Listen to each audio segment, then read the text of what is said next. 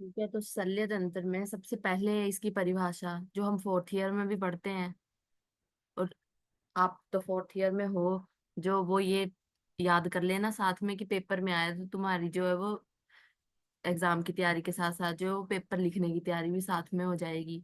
तत्र शल्य नाम विविध तृण काष्ठ पाषाण पाशु लौह लोष्ट अस्थि बाल नख पूय स्राव दुष्ट व्रण अंतर्गर्भ शल्य उदाहरणार्थ यंत्र शस्त्र अग्नि प्रणिधान वर्ण विनिश्चयार्थ। तो ये श्लोक जो है वो लर्न कर लेना, जिन्होंने तो फोर्थ ईयर का एग्जाम देना है।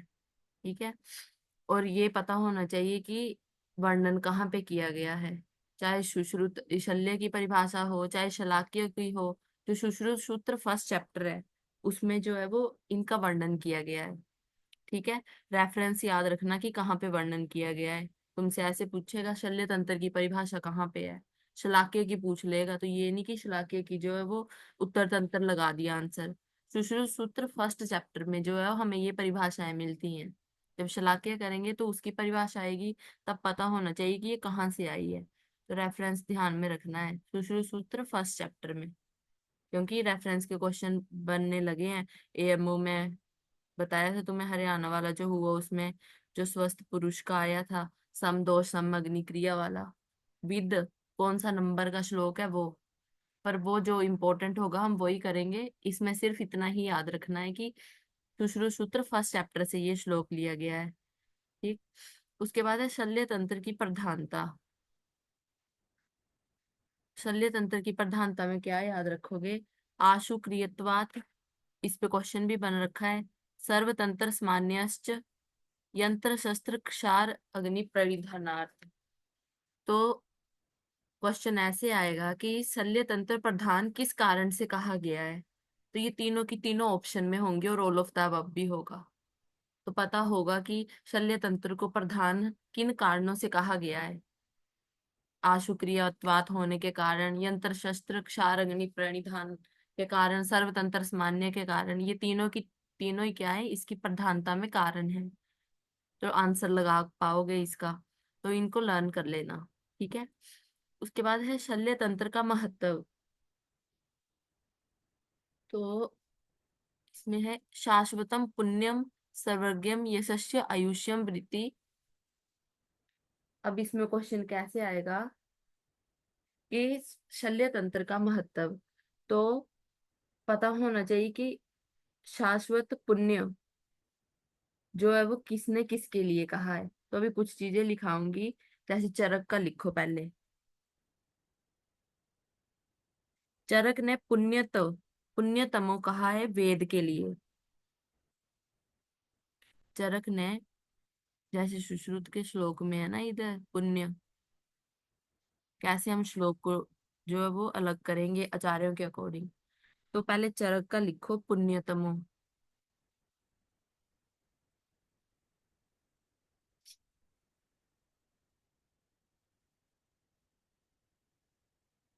ठीक है, चरक ने पुण्यतमो किसके लिए कहा गया है? वेद के लिए कहा है।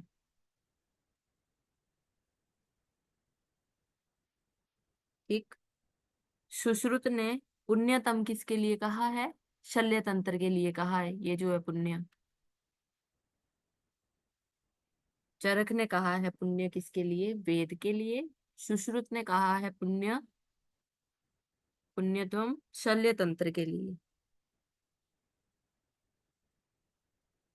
ठीक है, पुण्यतम है शल्य तंत्र के लिए। अब सुश्रुत कल्प में, कल्प स्थान में पुण्यतम आएगा, ध्यान रखना। चरक में क्या था हमारा? पुण्यतमो, जो वेद के लिए यूज किया गया है। अब सुश्रुत में एक पुण्यतम है, एक पुण्य है। ठीक है, तो पुण्य तो तुम्हारे सामने ये लिखा है किसके लिए कहा गया है? शल्य तंत्र के लिए। एक सुश्रुत कल्प में आएगा श्लोक, पुण्यतम है उसमें, वो किसके लिए है? सुश्रुत ने चिकित्सा के लिए कहा है।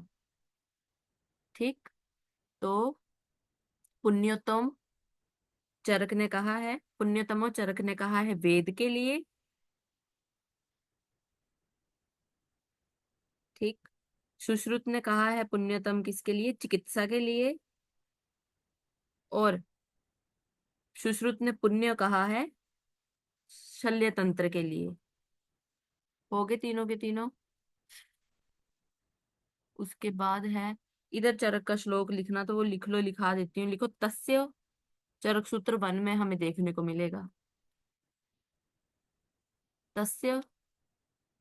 इधर स्पेस है ना, इसके नीचे लिख लेना शल्य तंत्र के महत्व में। और पुण्य, पुण्यतम और पुण्यतमों का मैंने बता ही दिया कि किसने किसके लिए कहा है वो। तस्य आयुषः। तस्य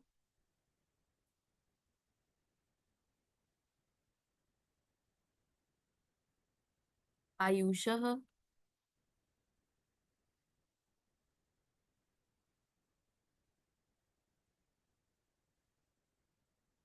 पुण्यतमो। तस्य आयुष पुण्यतमो। आ गया ना पुण्यतमो? अब इसको अंडरलाइन कर लेना, 2 पेन लेके बैठा करो कि एक जैसे पूरा लिख लिया, फिर उसमें हमने क्या हाईलाइट करना है वो चीज साथ में हाईलाइट कर ली। बाद में एक ही पेन के साथ सारा मिक्स हो जाएगा, पता नहीं चलेगा अब इस श्लोक में हमें किस पे ज्यादा फोकस करना है। ऐसे मैंने लिखा ही दिया है कि किस पे करना है, पुण्यतम वाले पे। ठीक है। तस्य आयुषो पुण्यतमो वेदो।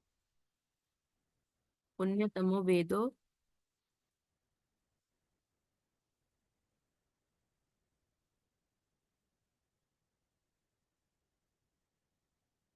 वेदो वेद विदम मतः। ये कोटेशन हमें मिलेगी चरक सूत्र फर्स्ट में देखने को।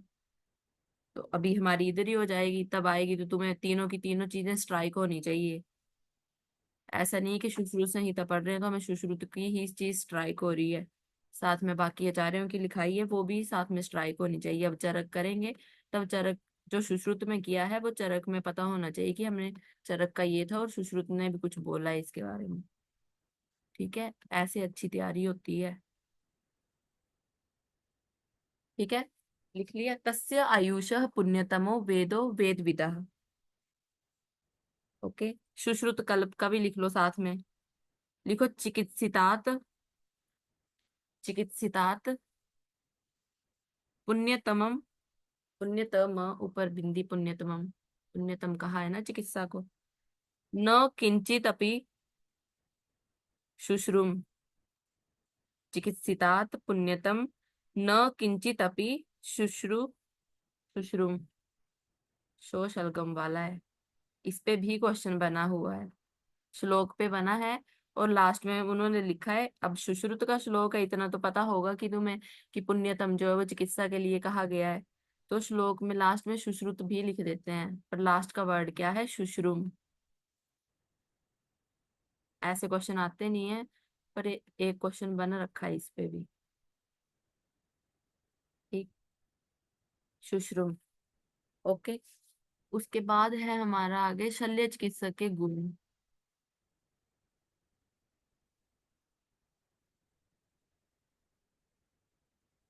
तो शौर्यम आशु क्रिया, छयों के छयों गुण पता होने चाहिए। कि जो सर्जन है, जब वो सर्जरी कर रहा है तो उसमें ऐसे कौन से गुण होने चाहिए कि वो चिकित्सा के काबिल है। तो शौर्यम आशु क्रिया, शस्त्र तैक्ष्ण्य, अस्वेद वेप्थु। अस्वेद करना ऐसा थोड़ी कि वो सर्जरी कर रहा है और उसको पसीने छूट रहे हैं, कि अब पता ही नहीं है आगे का प्रोसीजर क्या है। एक जगह में चीरा लगा दिया, अब पता ही नहीं है कि दूसरा कहाँ पे लगाना है। पता ही नहीं है स्टिचिंग कैसे करनी है, उसको पसीना आ रहा है तो श्लोक को तोड़ लेना।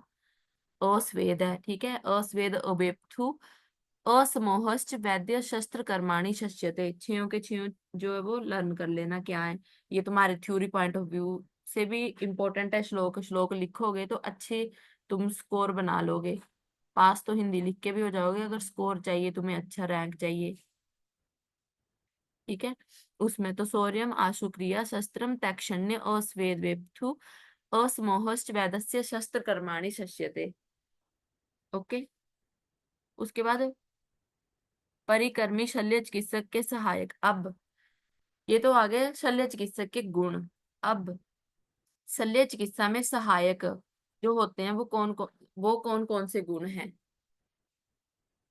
जो सहायता करता है साथ में, उसके क्या क्या गुण होने चाहिए? तो स्निग्धता, स्थिरता, बलवंता, ये 3। स्निग्धता, स्थिरता, बलवंता। ठीक है। अब जैसे डॉक्टर साथ में सर्जरी कर रहा है तो सहायक भी होते हैं साथ में, उसमें भी कुछ गुण होने चाहिए। कैसा होना चाहिए? स्निग्ध, स्थिर, बलवंता। ऐसे नहीं है कि साथ में कोई खड़ा कर लिया जिसमें विल पावर ही नहीं है, खून देखा और डॉक्टर कुछ मांग रहा है और वो बेहोश होके गिर गया। ठीक। उसके बाद है हमारा शस्त्र कर्म। ये अभी इंट्रो इंट्रो चलिए इसकी, इसके बाद अलग अलग से भी करेंगे। पूरा शल्य अलग से, उसमें शस्त्र कर्म का पूरा डिटेल में, यंत्र डिटेल में, क्षार कर्म डिटेल में, जो हमने इधर इस श्लोक में किए। यंत्र, शस्त्र, क्षार, अग्नि, प्रणिधान। ठीक, सारा आएगा। शुरू से ही अच्छे से करना, क्योंकि अगर हमें इनकी इंट्रोडक्शन पता होगी तो हम डीप जो है वो और अच्छे से पढ़ सकेंगे। और ये सोच के पढ़ लेना कि फोर्थ ईयर के पेपर देने हैं तो हमारा स्कोर भी अच्छा हो जाएगा और रैंक भी हमारा अच्छा आ जाएगा और कॉम्पिटिटिव एग्जाम की भी तैयारी अच्छे से हो रही है। अब पहले तो नंबरिंग पता होनी चाहिए। चरक ने बोले हैं शस्त्र कर्म कितने? 6। चरक के हैं 6, सुश्रुत के हैं 8। ओके।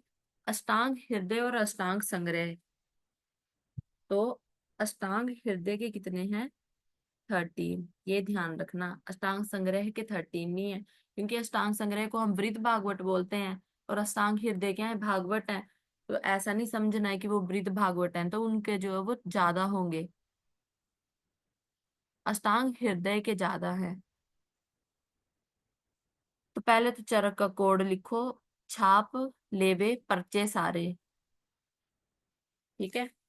जैसे पर्चे बना के लेते हैं, कोई बोल रहा है कि सारे छाप लो। छाप, लेवे, पर्चे सारे।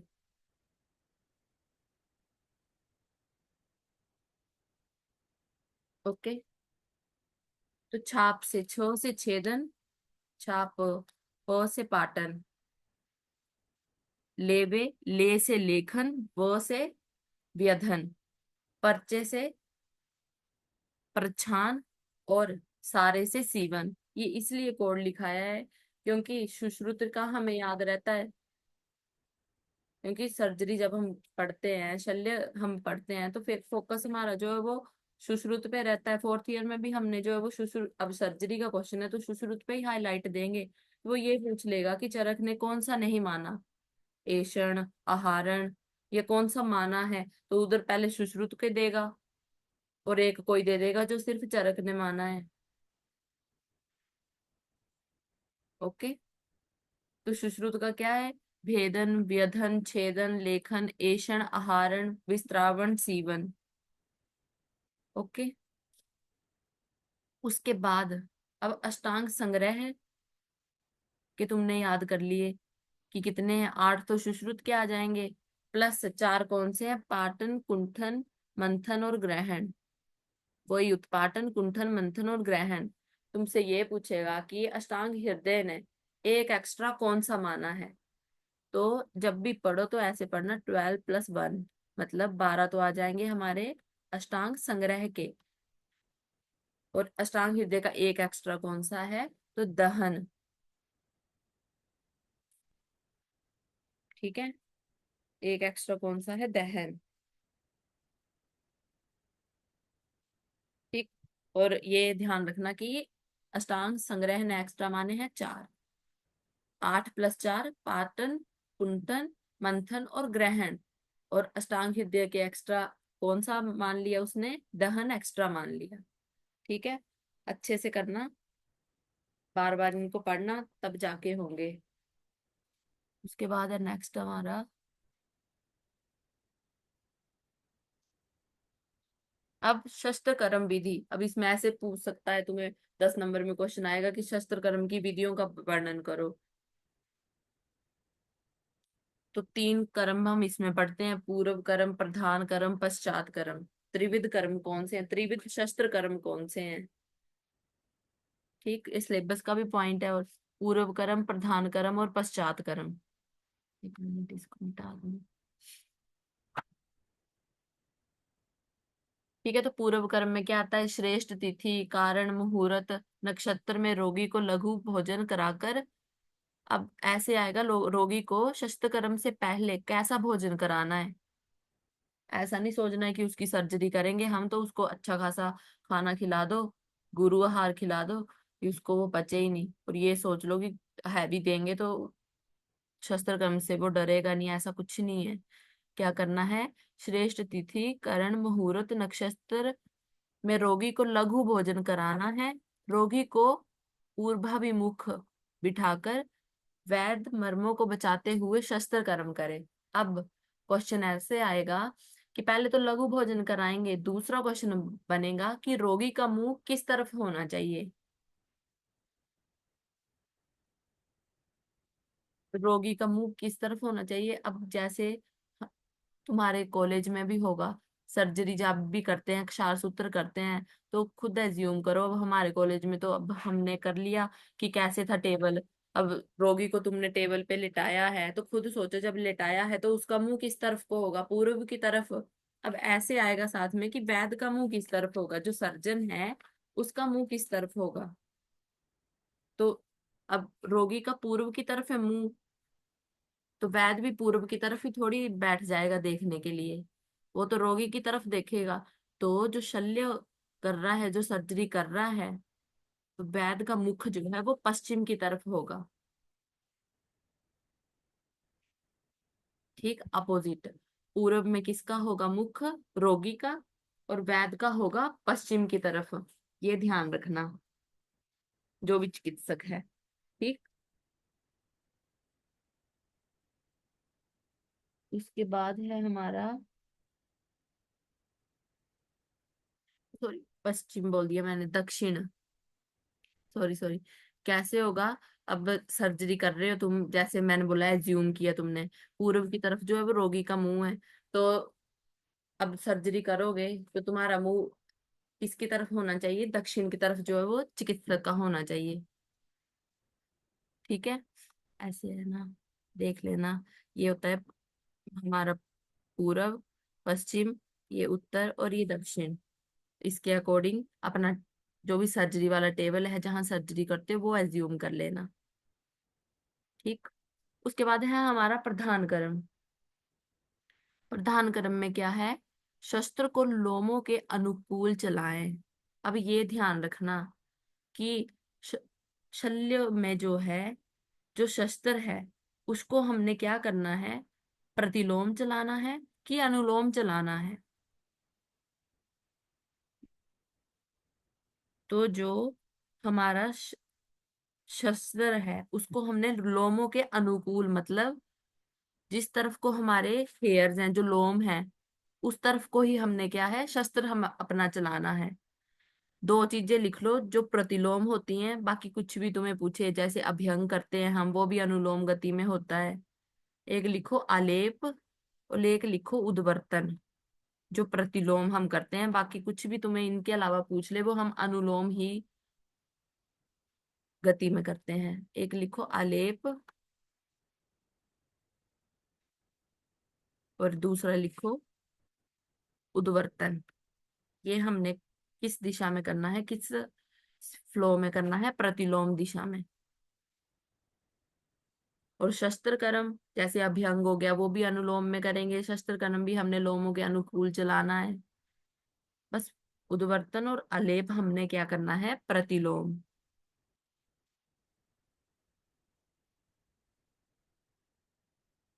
ओके। उसके बाद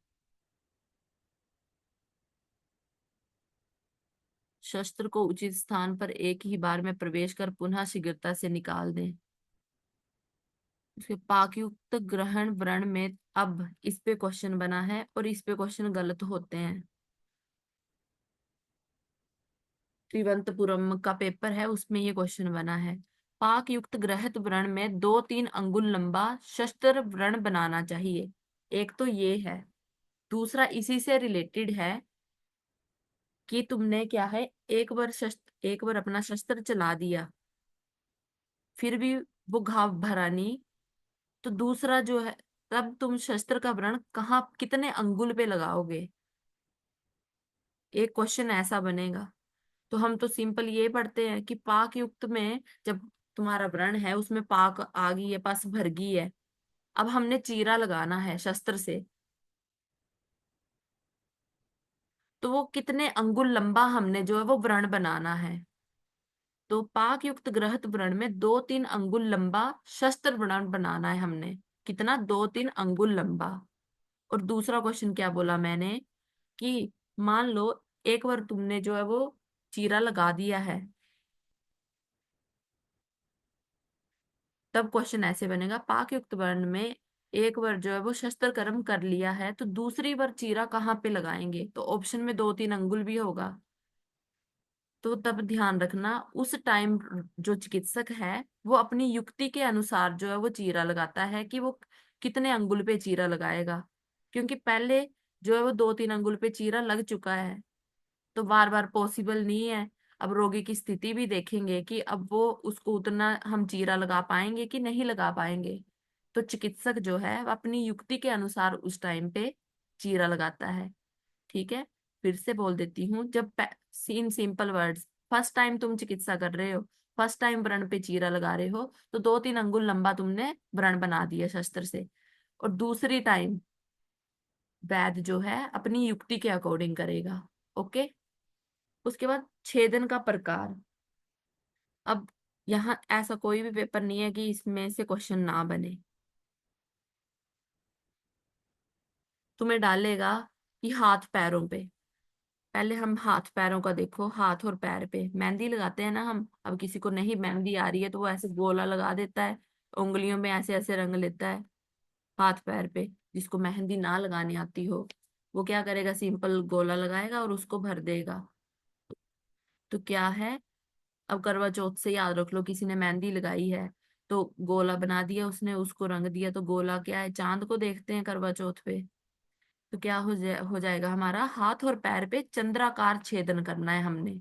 ये ध्यान रखना, हाथ और पैर पे मेहंदी नहीं लगाने आती थी और हमने क्या है, गोले गोले लगा दिए। ओके। तो वो कैसा आ गया हमारा? चंद्राकार छेदन। उसके बाद गुदा और मेड्र में, गुदा और मेड्र में कैसा है? अर्ध चंद्राकार। ठीक है। गुदा और मेडर हैं भी थोड़े सेंसिटिव स्थान, तो इन पे क्या है, पूरे का पूरा गोला नहीं लगाना है हमने। कितना छेदन करना है? अर्धचंद्राकार छेदन। उसके बाद जो हमारे आ जाते हैं, आंख आ गया, लिप्स आ गए, दांत आ गए, ये सारे ही इसमें हम तिर्यक छेदन करेंगे। ये ध्यान रखना, दंत वेष्ट इस पे क्वेश्चन बना है, कक्षा पे क्वेश्चन बना है। ठीक है। तो जो भी हमारे मतलब मुंह के जितने भी आगे लला फेस वाला जितना भी आ गया हमारा स्ट्रक्चर, वो तिर्यक छेदन में आएगा। और इनके अलावा कोई और स्थान तुम्हें मेंशन किया है क्वेश्चन में, क्वेश्चन पूरा पढ़ लेना। वो किसमें? उसमें सीधा छेदन लगेगा। क्योंकि ये क्वेश्चन जब मैं खुद सॉल्व करती थी पेपर, तो ये क्वेश्चन गलत हो जाता था। 2 कर पेपर में ऐसा क्वेश्चन बना है कि ना तिर्यक का वर्णन है, ना अदर अर्ध का चंद्राकार का, ना चंद्राकार का। कोई स्थान इनके मेंशन किए ही नहीं है। तो वहां पे क्या लगेगा? सीधा छेदन लगेंगे। उसमें हमने जो है वो सीधा छेदन कर्म करना है। तो ध्यान रखना, जो हमारे फेस पे जितना भी आ गया, दांत भी हैं, अक्षी आंखें भी हैं, बाकी क्या याद रखोगे? कक्षा कुक्षी वक्षण, सेम सेम से ये याद कर लेना, गंड स्थल याद कर लेना। बाकी फेस से रिलेटेड जितना भी है उसमें हमने क्या है, तिर्यक छेदन करना है। ओके। उसके बाद है अभुक्त वक्त शस्त्र कर्म, कि किन किन रोगों में हमने अभुक्त वक्त बिना कुछ खाए पिए शस्त्र कर्म कराना है। किन रोगों में? ये इंपॉर्टेंट है, क्योंकि जब शुश्रूष चिकित्सा करेंगे वहां भी ये चीज हमें देखने को मिलेगी। ठीक। तो अभुक्त वक्त उदर रोग में, मूड गर्भ में, अश्मरी में, मुख रोग में, अर्श में, बगंदर में। देखो इसका कोड लिखो, उसका मामा भागा। पहले कोड लिखो, उसका मामा भागा। ठीक है, जैसे ही अग्निकर्म में भी ऐसा आएगा, तब कोड क्या रह जाएगा हमारा, वो तब बताऊंगी, उसमें उसका रह जाएगा सिर्फ मामा भागा ही होगा, मतलब उधर रोग वहां मेंशन नहीं होगा। तो अभी देखो, उसका मामा भागा, तो उधर रोग, उसका से उधर रोग, मामा, एक मुंह से मूड गर्भ, एक मुंह से मुख रोग, भागा से भगंदर। अब अर्श अश्मरी भगंदर ये भाई बहन है, इनको फ्लो में याद रखना। भगंदर आ गया तो साथ में अर्श अश्मरी भगंदर, तीनों की तीनों। उदर रोग, मूड गर्भ, मामा से आ जाएगा मूड गर्भ और मुख रोग, दो मुंह से, और भागा से भगंदर, तो अर्श अश्मरी और भगंदर। अभुक्त शस्त्र कर्म करना है इन रोगों में। अगर ऐसा कोई पेशेंट आ रहा है, शस्त्र कर्म की जरूरत पड़ रही है, तो तुम्हें पता होना चाहिए इनमें, हम जैसे ऊपर लघु आहार दे रहे थे, इनमें कुछ देना है कि नहीं देना है, तुम डिसाइड करोगे, चिकित्सक डिसाइड करेगा। उसके बाद पश्चात कर्म, व्रण से शस्त्र को निकालकर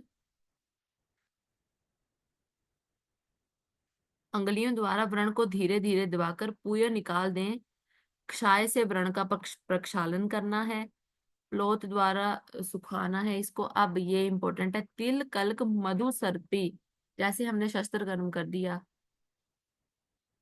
सारा उस जो भी अंदर से हमने निकालना था सब निकाल दिया, सारी पस वगैरह सब निकाल दिया, उसके बाद क्या करना है, तो तिल कलक मधु सर्पी से लिप्त औषध वर्ती लगानी है उसके ऊपर, व्रण के ऊपर रख देनी है हमने। तो क्या क्वेश्चन बनेगा, तिल कलक मधु सर्पी, सिर्फ और सिर्फ मधु सर्पी नहीं, तिल कलक भी साथ में ध्यान रखना। ये देखो आगे लिखा भी है, जामनगर में ये आ चुका है, और भी बड़े पेपरों में आया है, सिर्फ इसी में नहीं आया है, नोट्स पुराने हैं तो इसमें यही मेंशन है। ठीक है, तिल कलक स मधु को, घृत को, व्रण रोपण, कि हम तिल कल्क और साथ में मधु सर्पी का क्यों प्रयोग करते हैं, क्यों ऊपर रखते हैं, व्रण रोपण के लिए, कि घाव जो है जल्दी से भर जाए। ओके। उसके बाद अब कब पट्टी खोलनी है, अब सर्जरी हुई है, ऊपर पट्टी हुई है तुम्हारे, तो ऐसा तो है नहीं कि जिस दिन कि हर रोज तुम पट्टी चेंज करो, कभी ठंड होगी कभी गर्मी होगी, तो उसके अकॉर्डिंग जो है हमने जो है वो पट्टी खोलनी है, कितने दिन पे बदलनी है। तो हेमंत शिशिर और वसंत में तीसरे दिन व्रण की पट्टी खोले। ये कौन सी है, ठंडी ऋतुएं हैं, ठंडी में पॉसिबल तो है नहीं कि जो है हम रोज रोज ही करें, और इतनी जरूरत भी नहीं पड़ेगी। गर्मियों में पसीना आ जाएगा तो पसीने की वजह से हम बार बार चेंज करेंगे। तो इसका कोड लिखो, हे शिव अपने तीसरे नेत्र को खोलो। शिव जी को तीन नेत्र थे, तो क्या कह रहे हैं, हे शिव अपने तीसरे नेत्र को खोलो। तो हे शिव, हे से हेमंत, शिव बोला है तो शो को शिव में, शो को ई की मात्रा है, तो शरद और शिशिर से जो है तुम निकाल लोगे कि शरद है कि शिशिर है, ये ध्यान रखना। ये नहीं कि शिव का शो ही याद रखा और शरद लगा के आ गए। शिव बोला है तो शो को ई की मात्रा लगी है तो शिशिर याद रखना।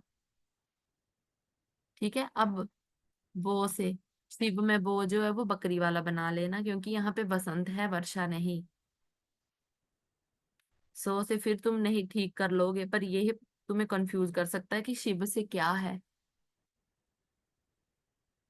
ठीक है, तो बसंत, हे शिव अपने तीसरे नेत्र को खोलो, मतलब हेमंत शिशिर और बसंत में हमने तीसरे दिन पट्टी को खोलना है, और ग्रीष्म वर्षा और शरद में हमने दूसरे दिन पट्टी को खोलना है। उसके बाद है रस शस्त्र क्रिया निपात जन्य व्रण पीड़ा हर योग। तो पीड़ा हो रही है किसी को, अब ध्यान रखना, इधर लिख लेना कि व्रण रोपणार्थ मधु घृत और तिलकल्क तीनों ही चीजों का हमने उपयोग किया है। रोपणार्थ और पीड़नार्थ मतलब वेदना जब हो रही है व्रण में, तब हमने क्या यूज करना है, तो मधुयष्टि साधित घृत। तो तुम इस पे ध्यान देना कि हमें व्रण रोपण के लिए पूछा है, हम क्या यूज करेंगे, कि व्रण वेदना के शमन के लिए पूछा है, व्रण पीड़नार्थ पूछा है, हम क्या यूज करेंगे। अगर रोपण पर्पस के लिए यूज कर रहे हैं तो हम तिल कल्क और मधु घृत तीनों का उपयोग करेंगे। और सिर्फ अगर वेदना हो रही है तो मधु यष्टि साधित घृत का उपयोग करेंगे। ये ना आ जाए तुम्हारे दिमाग में कि चलो व्रण में दर्द हो रही है, वेदना हो रही है, तो हम उसमें जो है ऊपर तिल कल्क बड़ी बड़ी चीजें हैं हम वो उसमें दे दें, तीन चीजें आ रही हैं, ऐसा नहीं करना है। व्रण वेदनार्थ क्या है, पीड़ना पीड़ा हर योग कौन सा है, यष्टि मधु साधित घृत। और व्रण रोपणार्थ क्या है, तिल कल्क मधु सर्पी साधित। ओके, ये ध्यान रखना। उसके बाद है हमारा नेक्स्ट, अब शल्य। अब इधर से शुरू होंगे हमारे टॉपिक वाइज। ठीक है, तो सबसे पहले है शल्य। तत्र मनशील बाधा करणानी शल्यानी। मन और शरीर को बाधा पहुंचाने वाले को हम क्या कहते हैं, शल्य कहते हैं।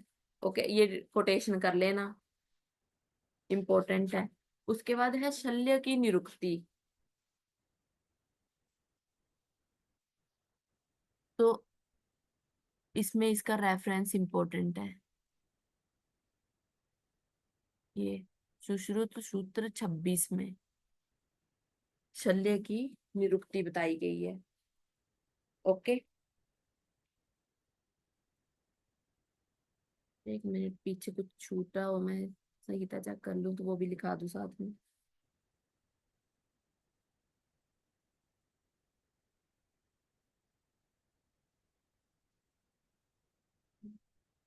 एक ये लिख लो, ऐड कर लेना कि व्रणी की रक्षा हमें कैसे करनी है।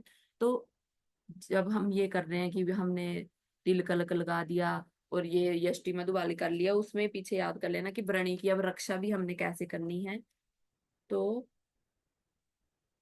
उधर ऐड कर लेना कि व्रणी की रक्षा हेतु जो वो वेद मंत्रों की बात की गई है चैप्टर में, कि वेदों में जो मंत्रों का वर्णन है वो पढ़ने हैं। तो और भी कंडीशंस लिख लो कि वेद मंत्रों की बात और कहाँ कहाँ की गई है।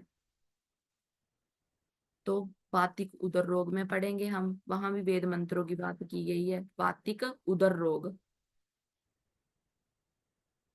उसके बाद जलोदर में की गई है,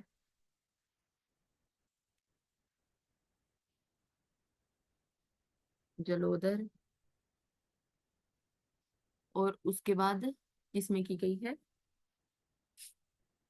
हमारी प्रसूता में। और साथ में एक व्रणी की रक्षा हेतु आ जाएगा। ओके, ये तीन कंडीशन आ गई। व्रणी की रक्षा हेतु क्या है, वेद मंत्रों की, क्योंकि वेदों में जो मंत्र हैं उनके वो सुनाना, ठीक है, उनकी बात की गई है। और हम कहाँ थे, शल्य की निरुक्ति, इसकी रेफरेंस याद रखनी है कि निरुक्ति का वर्णन कहाँ पे है। ओके, और ठीक है, उसके बाद शल्य के भेद तो क्या है, शारीरिक और अगंतुज। शारीरिक और मानसिक ही मत कर देना कि मानसिक क्या है, मानसिक में कौन सा शल्य तुम्हें लग जाएगा, शारीरिक और अगंतुज। ठीक है, उसके बाद है शल्य शास्त्र। सर्व शरीर बाधाकरम शल्यम। अब कहाँ से लिया गया है ये, सुश्रुत सूत्र 26 से, इसका भी रेफरेंस याद रखना कि सर्व शरीर बाधा कर, ये कहाँ से लिया गया है, 26वें चैप्टर से।